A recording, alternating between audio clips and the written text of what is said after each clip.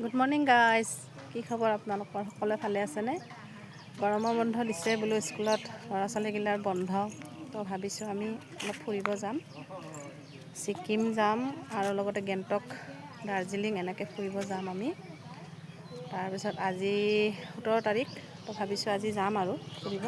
এতিয়া ষ্টেচনত আছোঁ আমি ৰৈ, আৰু লগতে আমাৰ লগত এখেত, মই আৰু মোৰ ডাঙৰ ল'ৰা ইয়াত পিছে ডাঙৰ ল'ৰা নাযায়, এখেত যাব আৰু লগতে এই এটা ফেমিলি আছে, সিহঁতেও যাব।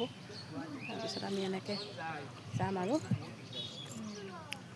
ভাবিলোঁ আপোনালোকক দেখাওঁ অলপমান, লগতে আপোনালোককো ফুৰাই আনো, দেখাব যাওঁ।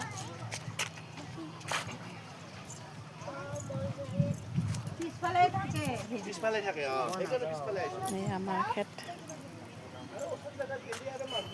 আজি বতৰটো একদম মানে বতাহ অলপ অলপ দি আছে আৰু বতৰটো ডাৱৰীয়া ডাৱৰীয়া ভাৱ হৈ আছে। এনেই বেয়া নহয় বাৰু, ভালেই, কিন্তু গৰম আছে আৰু বহুত, উপায় নাই আৰু। তাৰপিছত আৰু এতিয়া তাকে বেগ চেগ বহুতকেইটা আছে, একদম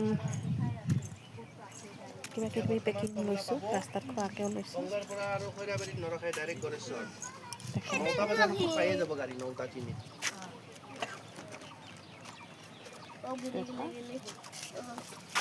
ঘৰৰ কাৰণে বাৰীৰে কি কৰিবি জানা, উঠি যাবি বোলো মাহঁতৰ কাৰণে লৈ ল'লোঁ, কাৰণ ঘৰত থাকিলেতো বেয়া হৈ যাব। সেইকাৰণে ভাবিলোঁ থাকিলে খাব পাৰিব।